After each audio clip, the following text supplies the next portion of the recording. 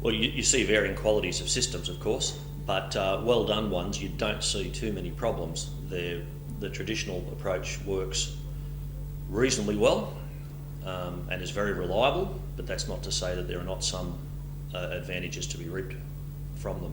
The typical problems that you see is if everything's working well, they work well. Where things go wrong slightly is when some of your equipment on your plant maybe isn't working properly. A beltway is not working quite as it should, so it doesn't report exactly the correct amount of coal that's been put in a stockpile. So your traditional approach is based very much on a modelling system. It's a vector model of of what you've put on the ground for that stockpile through the stacking and the reclaiming process. And from that you've got a model which traditionally is extremely reliable and gets you about 97 or 8% of what you would like to achieve from a machine and integrated stockpile management system.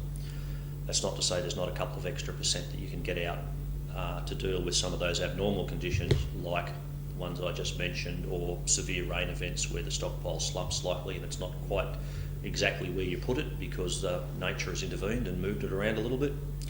So they're the biggest problems that you see. In terms of the raw technology, the other problems that you commonly see is sometimes they're not done very well. So there's a number of issues that are not related specifically to the methods being used, but just to the implementation detail.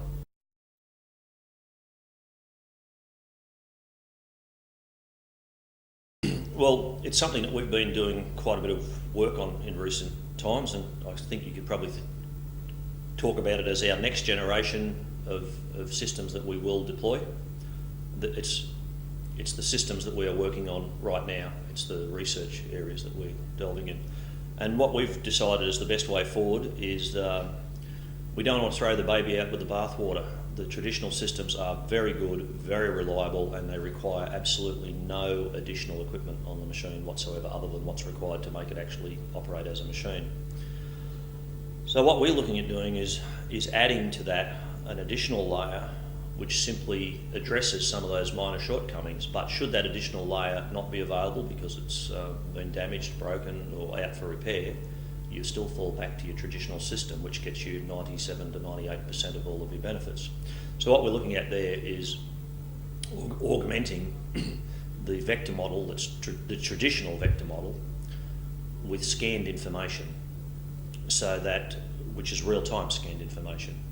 What that will do is allow us to gain those small percentage gains here and there throughout the stacking and reclaiming process, but never leave the client exposed to a large and expensive gadget has just failed and you're dead in the water.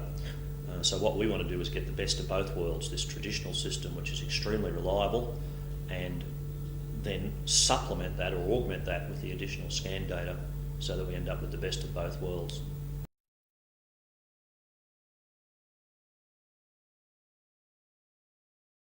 Well, we're obviously trying to minimise that. The objective of our R&D exercises is not to try and drag clients through some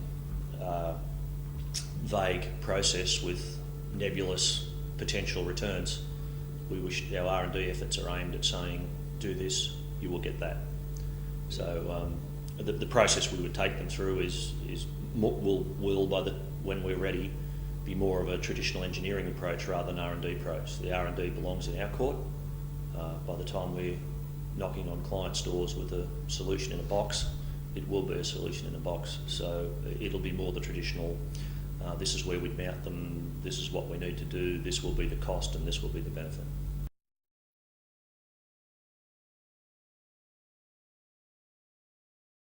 Yes, they're not actually gimmicks, they can be gimmicks, but the more information you have and the more accurate it is, the better job you can do and the more repeatable job you can do.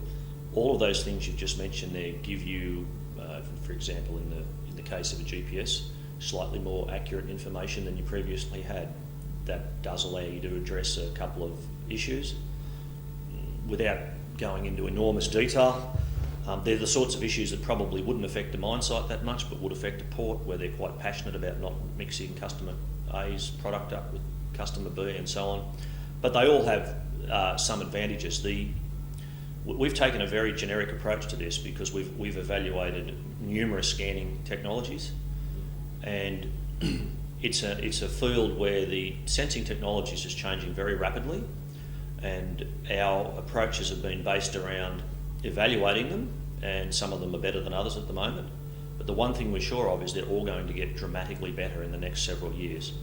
So we view the scanning technology as very much not part of our solution, in the sense that the actual technology of the gadget that we bolt to the end of the machine is not part of our solution. What is the processing and the way we deal with it. So for our trials, the most we already have a firm opinion on which is the best technology and which will give good, reliable service at the moment. But our solution is independent of that. So in 5 years' time, if the price point changes and you can buy a device for 10 cents from China that does just as well, we'll be using that device rather than the one that we think we've chosen at the moment as the best price, reliability, performance.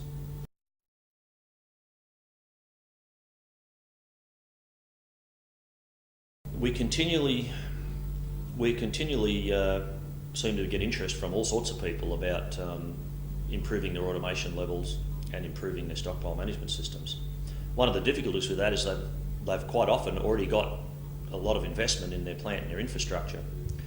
And the traditional way that we have done this has been to have a stockpile management system, which is effectively a data repository for all of the vector model and all of the smarts on the machine to know how to interpret that. When you have a traditional system, a pre-existing installed system, you don't have that. So what we do have these days is good, high quality communications available on most sites. So what we've looked at doing is taking the smarts off the machine, integrating it in with the SMS, and coming up with a fairly neat and quite controllable and limited scope of work to do on the machines to turn them into, for want of a better word, dumb minions of an advanced stockpile management system and machine control system which lives off board, which is able to bark high-level commands to the machine which it knows how to understand. And you have limited scope of works therefore on the existing machine. So the idea behind that is that once again we don't want to drag our clients through a large and expensive process. What we're looking for is a system where we come on site with a box which has got 90% of the solution, and all we have to do under their existing infrastructure, which is the expensive bit, because that's where you're dealing with the vagaries of site and site access and downtime, is a very, very controlled and limited scope of work on their installed equipment, and the rest of it sits in a smart box in the corner, which is based on traditional PLCs, which gives most clients comfort in that it's not a black box that they have no control over.